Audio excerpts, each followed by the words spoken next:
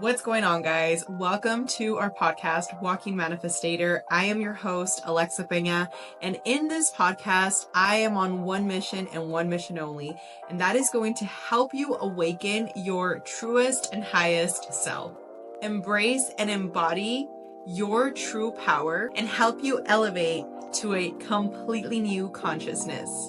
A transformational journey with the Walking Manifestator you are born to be.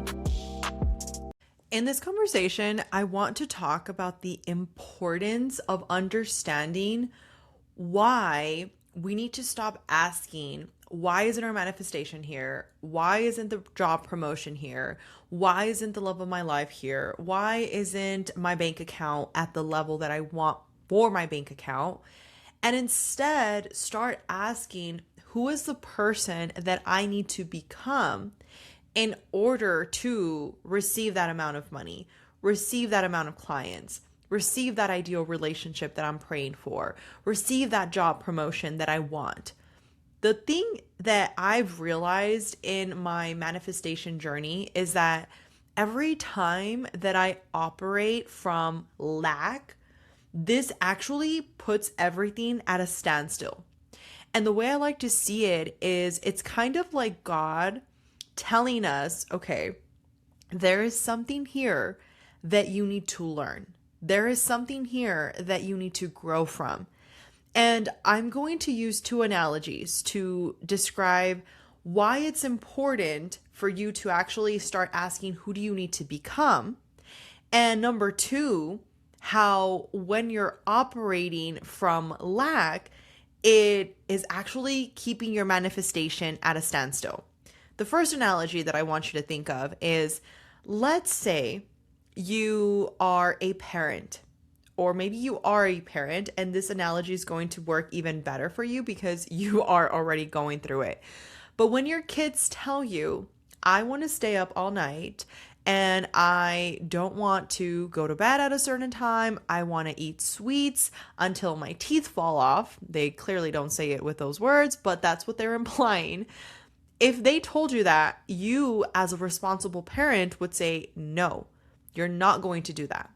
Or let's say they asked you for your car keys and you as a responsible parent know that they're 10 years old, that they cannot drive.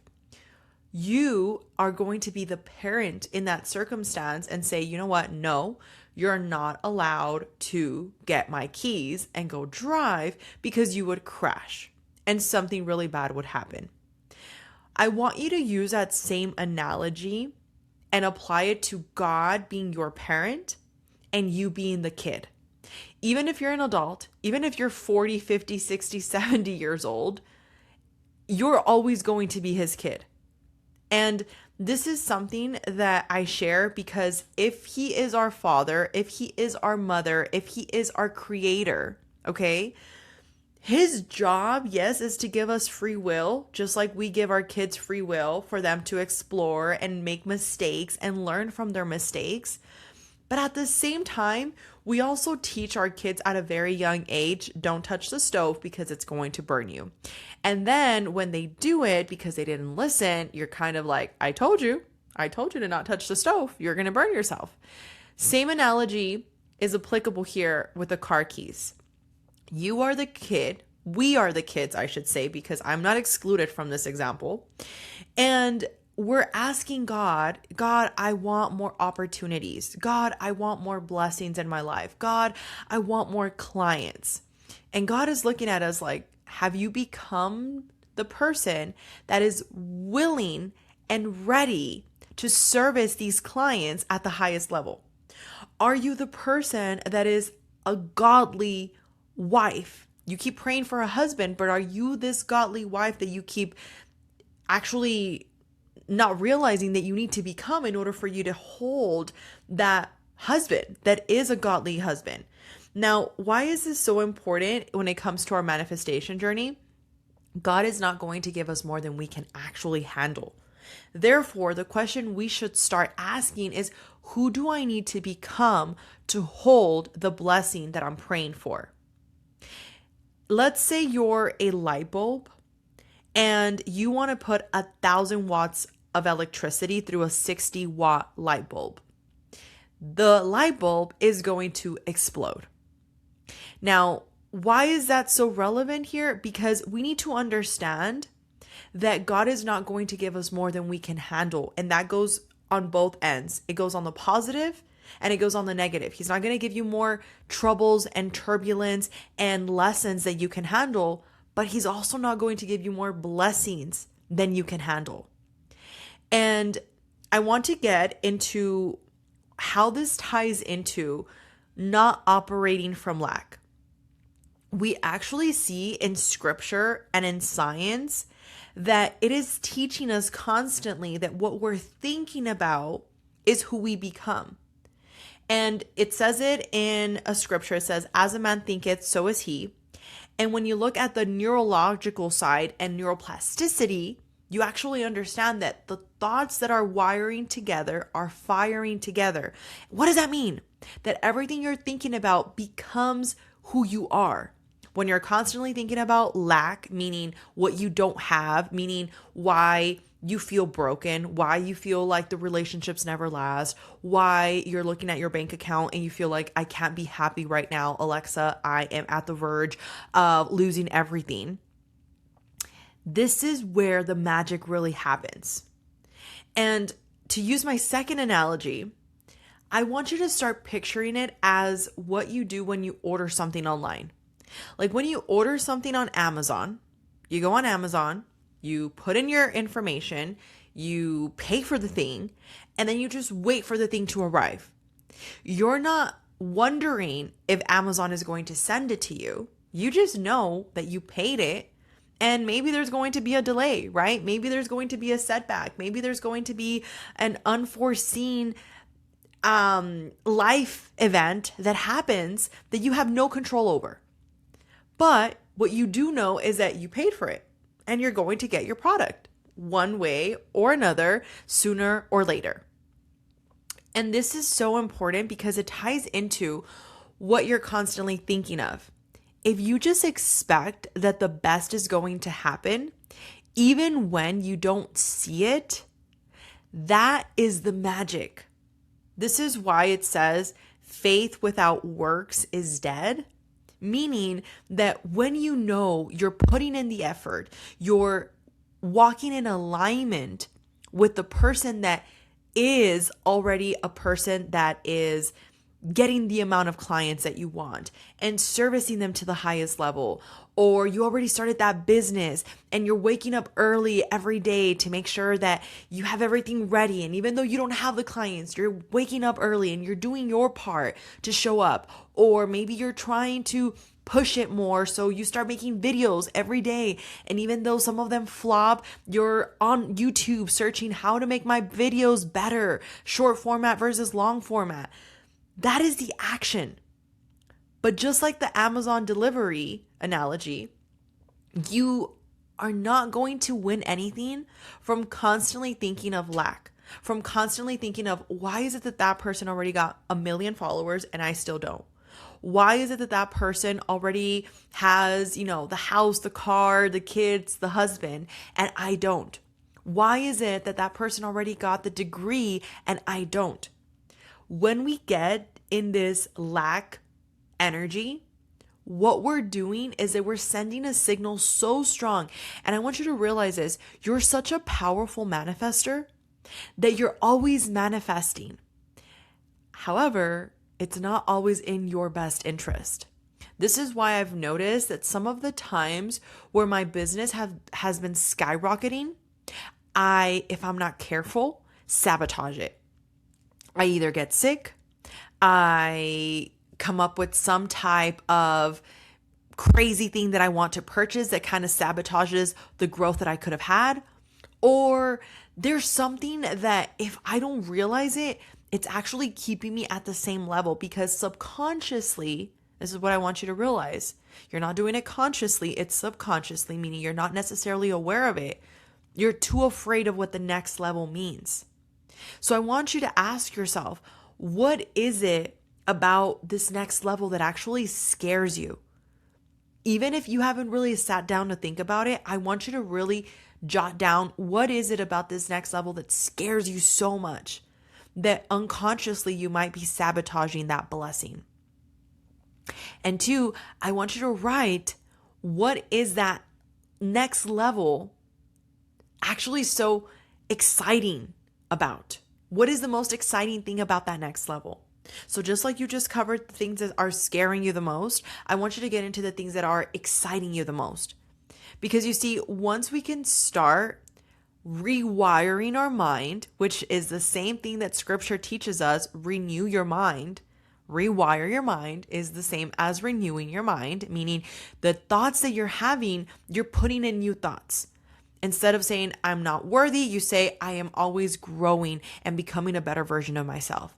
Instead of saying, I don't have money, you're saying, I'm growing and I am investing in my business and I am continuing to give my best effort. Instead of saying, I am unlovable, you say, I love myself and I am improving every single day. This is the rewiring part. And why this is so impactful when it comes to your blessing, to your manifestation, to whatever you're looking to call in, is because just like we said in the analogy of Amazon, once you can expect that the best is going to happen, even when the worst is happening or the perceived feeling that we get, and we believe that it's the worst, when in reality it's not the worst, because there's always a worse or worse. There's always something worse that can happen. But we think that's the worst that can happen. The worst that can happen, you say, is that I lose my job because I tried to, stand up for myself and what I feel is right. But what if that was the actual step that you needed to take in order for you to end up in the job that you're supposed to be? And what if leaving that relationship was the very thing that you needed to do in order to find your soulmate, but because you worked on yourself? What if the accolade wasn't actually the thing that you wanted, but it was actually just the confidence to speak boldly and share your unfiltered version of you? So this is so important because once we can understand that we need to stop operating from lack, we need to stop thinking that it's not going to happen and just expect that it is going to happen, that the best is going to happen. Now we want to get into the next part of this, which is I want you to stop being jealous of other people. I want you to stop thinking that why is it that they are able to fill in the blank? And I want you to start seeing them as evidence of what is real, evidence of what you can also do. Because here's the truth. Those people are the proof that God has blessed them and therefore he can bless you. But here's the thing, here's a caveat, here's a paradox effect to this. Their blessing is not your blessing. Their prayer is not your prayer. Their dream is not your dream. Therefore, when you stop comparing yourself, when you stop saying, why is it that it's so easy for them and so hard for me? When you release control and you surrender and you continue to align with, who do I need to become? Who do I need to become in order for me to have more clients? Who do I need to become in order for me to have that ideal relationship? Who do I need to become in order for me to have that business that I want? This is where the magic of surrendering and becoming gives you the manifestation. Because just like we talked about earlier, it's going back to the analogy of, God being our father. He's looking at us like, they got it. They're not in lack. They're not so worried about the fact that I am not going to give them the car keys prematurely. When my kids, I tell them, I'm going to take you to Peter Piper, or I'm going to take you to Dave & Buster's, or I'm going to take you to Gamescape. Whenever I tell them that I'm going to take them somewhere and they keep asking me, are we going to go yet? Are we going to go yet? Are we going to go yet? What about now? Are we going to go now? Mom. I tell them, you ask me one more time and we're not going to go. We're not going to go. Ask me one more time. And typically at that point, they stop asking. And because I know that I promised them something, I just wanted them to learn to be patient. I give it to them. I take them. I want you to ask yourself, where is it that you're constantly asking God now? Are you going to give it to me now? Are you going to give it to me now?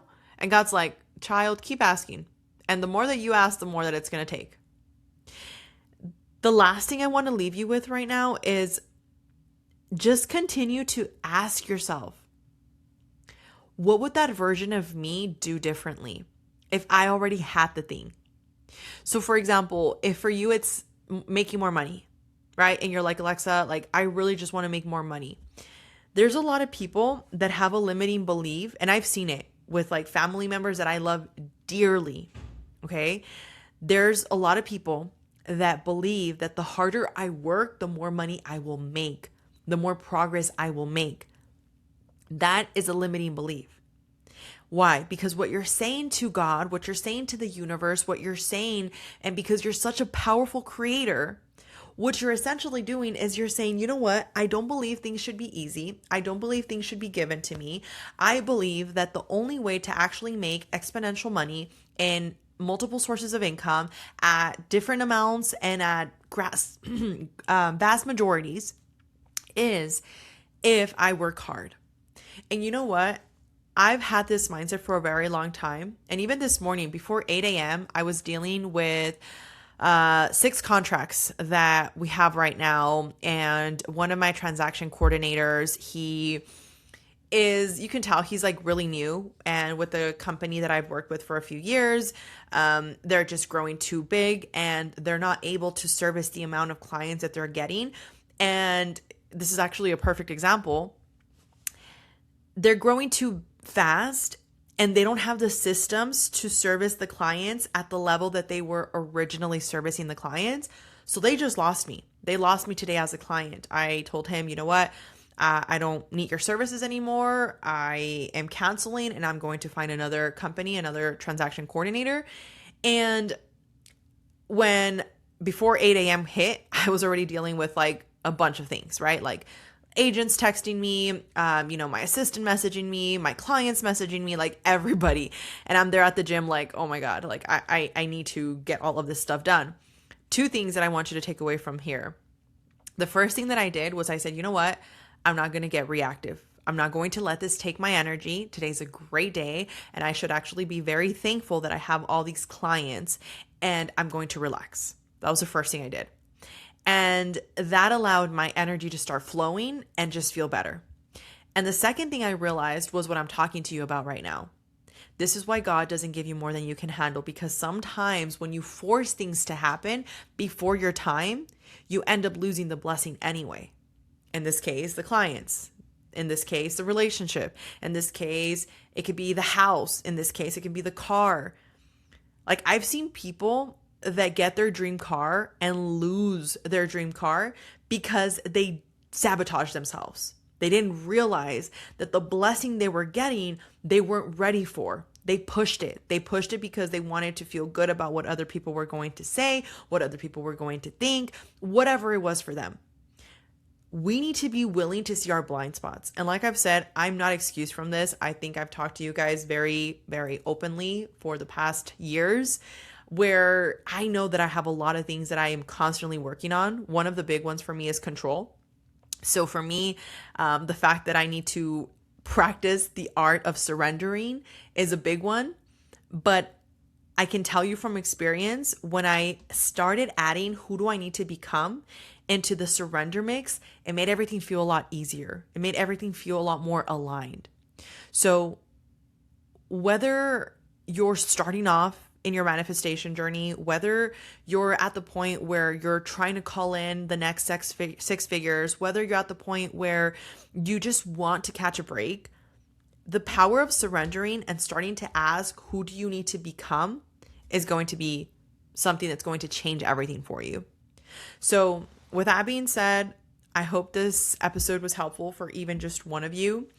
As always, we'll have all of our resources linked down below on the description for you guys to claim either access to our school community or our workbooks that we have. So definitely check that out. And if nobody has told you this, remember that you are loved, you are worthy, and you can absolutely manifest anything you want. I'll talk to you on the next one. Thank you so much for watching yet another episode of Walking Manifestator. And with that being said, I want to remind you, visualize, embody, and transcend. Be the walking manifestator you are born to be.